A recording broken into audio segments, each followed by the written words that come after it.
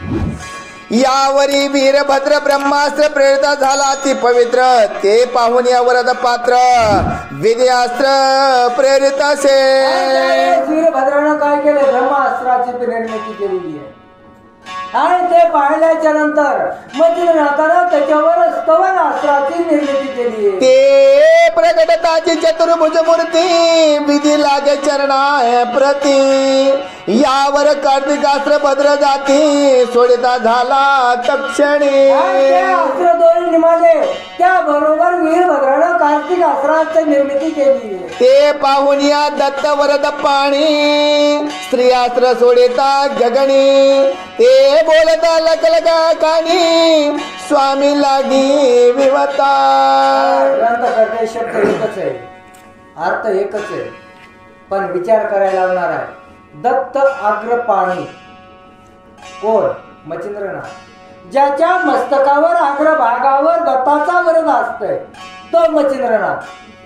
ज्या वेळेस हे कार्तिकास्त्र सोडलं त्याच्यावर मच्छिंद्रनाथानं श्री अस्त्राची प्रेरणा केलेली आहे. तेने करुणी कार्तिकास्त्र तक्षणी पावले शांत.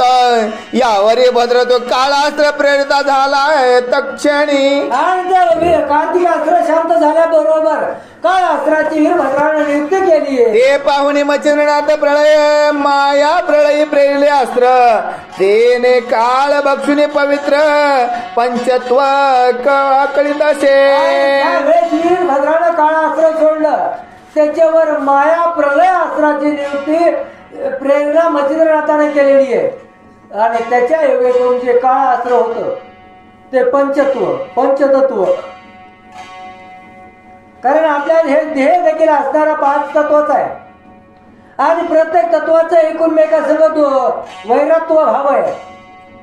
अग्नीवर पाणी पडलं तर अग्नी विजतो, पण या देहाच्या ठिकाणी हे 5ही तत्व राहतात. कोणतं? पृथ्वी, आप, तेज, वायू आणि आकाश. आणि ज्या वेळेस या काळावर प्रलय माया प्रलय सोडला त्यावेळेस तो काळ हे पंचतत्वाच्या ठिकाणी विलीन झाला. कारण मातीचा देह मातीत मिसळायचा आपण सहज म्हणतो, त्याप्रमाणे हे पंचतत्व मृत्यू पावल्यानंतर या देहातला एक एक भाग आपापला काढून घेतात. ते पाहुणी सकळ देव करीते झाले मच्छिंद्रस्तव. म्हणते महाराजा योग भाव सकळ नाश पावले की. पाहिल्याच्या नंतर पूर्ण देवताने या मच्छिंद्रनाथाची स्तुती करायला सुरुवात केली. म्हणले, नाथा हे काय केलंय? अरे बाबा, ते 5 तत्व जर नाहीसे पृथ्वीवरले झाले तर ही सजीव सृष्टी पुढे चालणार नाही. त्यासाठी ते सजीव पंचतत्वाला पुनरुपी आणा. म्हणती महाराज कलिभाग पुढे आया अनंत योग. तो आजी तुम्ही सकळ याग विनाश रूपी पाहता की. देवाने विनंती केली, म्हणले महाराज या कलियुगातलेच अनेक वर्ष काही शिल्लक आहेत, बराच काळ.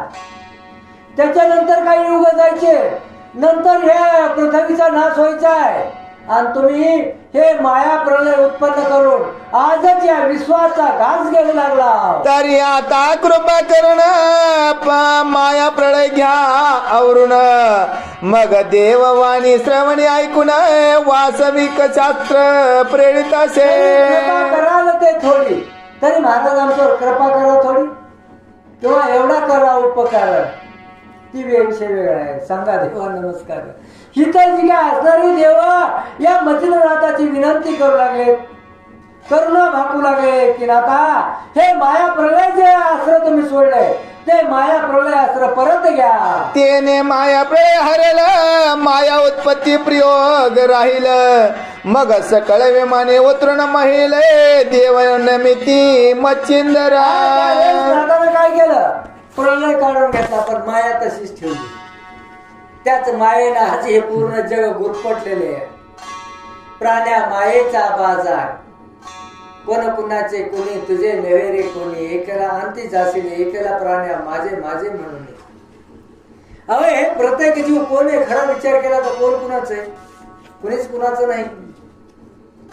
या प्रत्येकाला वाटतं हे सारे माझ्यासाठी आहे, पण शेवटीच्या वेळेला कुणी नाही. अंतकाळी तुला सोडविना कोणी एका चक्र पाणी वाचून या. पण या मायेच्या ठिकाणी एवढे जीव गुंतलेले की ती एवढा एका दृष्टांत आहे, थोडक्यात सांगतो चल चल. एक साप आहे, त्या सापाने एक बेंडकोळी धरलेली आहे. अर्ध शरीर तिचं त्या सापाच्या तोंडात आहे. तेवढ्याच अवस्थेत तिच्या तोंडाच्या समोर एक माशी ती आहे. पण ती अर्धी सापानं गिळलेली असताना देखील ती समोरची माशी चाटून खाण्यासाठी जीभ बाहेरला काढतीये. त्याप्रमाणे आपली अवस्था आहे. आपण काही जण जात्यात आहेत, आपण सुपात आहेत, पण तरी देखील आपण विसर पडतो. आणि विसर पडून त्या मायेच्या ठिकाणी या मायेच्याच राजगाड्या फिरू फिरू तिथं चेडे घेतो. तशी अवस्था झाली आणि तीच माया नाताना शिल्लक ठेवली आहे.